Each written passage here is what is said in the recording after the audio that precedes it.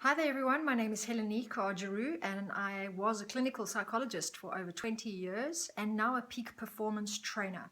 I wanted to talk to you today about neuroscience and the incredible amount of research and study that has gone into the brain and how it functions and how we can actually improve our brains as adults.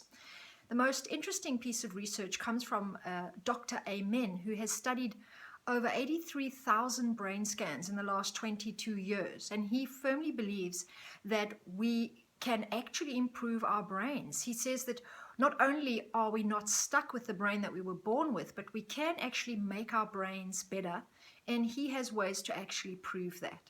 This is one of the fundamental insights of our age. We're living in a time right now where we really do need to evolve and develop more of our capacity as human beings to solve the problems we have in the world and to actually become much more highly functioning in the world. We really are at this frothy edge of evolution, like some call it. A man called Ken Wilber talks about how we are really moving into a more integrated state as human beings, and we have the chance to live beyond our own egos and our own personal desires and really consider what's best for all. This is a very evolved way of being. The background you see with me today, two mirrors facing each other, is to give you some kind of subliminal messaging for what I'm talking to you about as the final message of what the brain is able to do when we really work with brain hemispheres, both of them interrelating with each other like the two mirrors you see behind me. We can actually reach these higher states that Ken Wilber and Dr. Amen talk about. There's three important reasons why we need to do this. And in order to present them, I'm going to give you a bit of context as well as to where this information can be found. There's some very interesting work that has been done recently on emotional intelligence. Many coaches are drawing to this field of knowledge to help train people to become much more in touch with their feelings, to become more empathic, to develop better relationships in companies, in your area of work, and in your personal relationships. And I really support this. I think it's really important. And in fact, there's some very powerful research and information from a woman called Elizabeth Johnson, who talks a lot about the feeling brain. And this is really the right hemisphere of our brains, which actually is responsible for our emotional intelligence.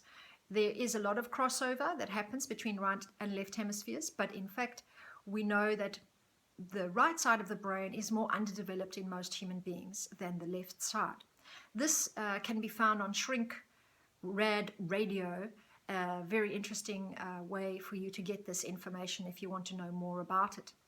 Another online blog site called All in the Mind talks very much about another insight that I think is really important for us to notice when it comes to brain development, and that is this information about gut and the bacteria in our colons, our intestines, which are actually really responsible for all kinds of diseases and illnesses that can occur.